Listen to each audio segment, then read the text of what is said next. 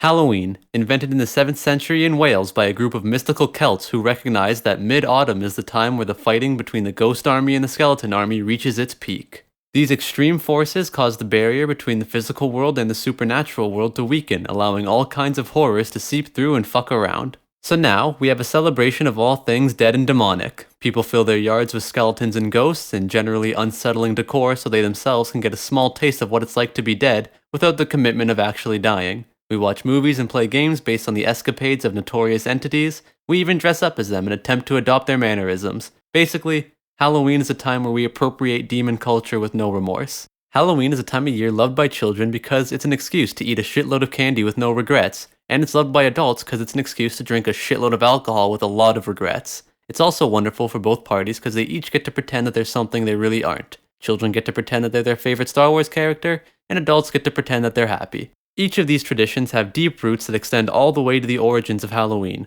The trick-or-treating, the costumes, the drinking an excess amount of alcohol, all of it. And today I'm going to learn you the origins of these beloved Halloween festivities. Starting off with the two big ones, trick-or-treating and wearing costumes. In response to the increased demon presence of the first few Halloweens, families began leaving their children on their doorstep to be scooped up and taken away. Within a few years, however, the demons began refusing to take these children due to them being rather unpalatable. They desired something a little more sweet and generally less terrible. And should these demons not get their way, they would terrorize the household a la Poltergeist. The most common offering given to the demons was known as a soul cake, a standard cake save for the addition of a small portion of each family member's soul. This treat offered to sate both the demons' desire for sugar and the souls of the living. The children, while pleased to no longer be offerings to the demons, were now a little jealous of the demons for getting all this sweet shit for nothing, so they themselves began going door to door panhandling for food. Seeing as how they weren't actually demonic entities and instead just enjoyed acting like it, they were turned away at every house. And this is where the tradition of wearing costumes comes from.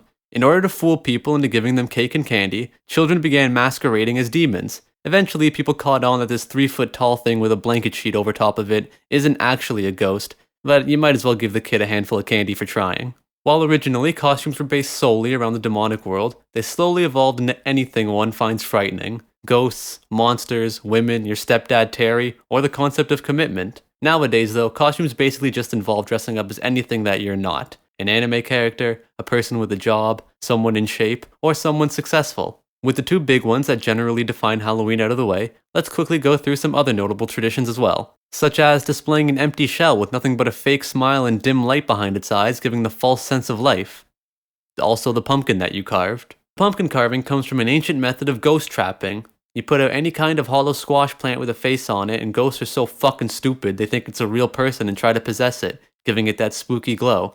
Go ahead, try it on Halloween night. Carve a bunch of pumpkins, leave them empty, and set them out for the night. Guarantee you wake up in the morning with a bunch of free lanterns. Haunted houses are just more examples of people appropriating demon culture by pretending to be demons haunting a house. Honestly, everyone's all up in arms about the appropriation of different cultures through the costumes worn during Halloween, when the whole fucking event is just stealing from the culture of spooks. Why does no one stand up and defend the actual victims of this world? Demons, gamers, me, pets whose owners insist on them wearing costumes, we all go unnoticed. Bobbing for apples. I don't know about this one. It seems like back in the day a bunch of boys were hanging out and they had a bunch of apples and a full rain barrel, and then that drunk Welsh ingenuity just took over. And bonfires. This one's not even actually a Halloween tradition. Bunch of arsonists just run around lighting fires, and when questioned about it, they were like, it's, for Halloween. Yeah. And that's it. I hope you all have a time and enjoy your Halloween, and can now better appreciate the demonic origins of this grand celebration.